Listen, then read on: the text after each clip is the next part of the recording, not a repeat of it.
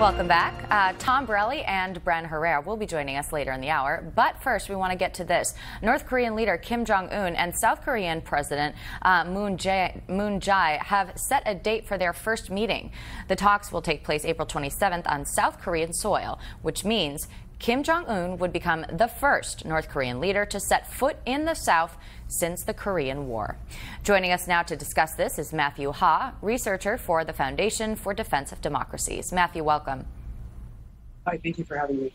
Of course. So how important is this meeting, and what do you hope that they will accomplish? This meeting is very important. As you said earlier, the date is set for April 27th. The thing that we need to make sure that comes out of this meeting is that the South Korean government under President Moon remains firm with the United States, as they have been allies with us over the last 60 years. And we need to see that they will commit to denuclearization as the main priority and not relenting on maximum pressure until we see the North Koreans taking clear, concrete steps towards denuclearization that are very verifiable.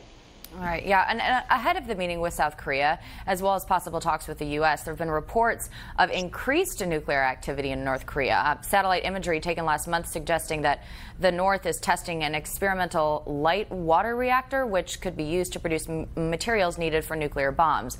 So is the rhetoric from North Korea inconsistent with what's actually going on at these nuclear sites? North Korea's rhetoric so far, after Kim Jong-un's meeting with President Xi of China earlier this week, still seems to suggest that the North Koreans are still interested in the nuclear program, considering that he only said that North Korea would be interested in denuclearization with certain conditions being met. And those conditions were, to use his language, it was to see the U.S. and South Korea leading an effort to create a peaceful, stable environment around the Korean Peninsula, which is just a fancy way of saying we want to see the sanctions that have been targeted against us lifted. And also the other main point that the South Koreans have also delivered that the North said, and we hear it again in Kim's words, according to Chinese state media, is we need a security guarantee to be willing to commit to denuclearization. That's just another way of saying we want to see all of U.S. troops removed from the Korean Peninsula. That is a big issue, considering the U.S.-South Korea alliance has been the critical linchpin to the security of the Korean Peninsula for the last however many years. Right. And of course, you mentioned that Kim Jong-un paid a 2-day visit to Beijing recently and reportedly had successful talks with the Chinese president. It was his first foreign trip since taking office in 2011. Being that Kim is due to meet with President Trump in May, does this complicate the talks between the U.S. and North Korea? Does it help?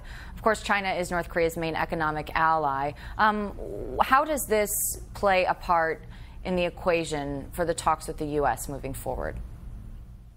I believe President Trump made it clear in a recent tweet after President Xi's meeting with Kim, in that he expects this to be a good step forward in terms of diplomacy, but at the same time, we must remain firm on maximum pressure, which has been the very, very key success point to his administration's North Korea policy as it brought North Korea to this point of seeking negotiations. Yeah.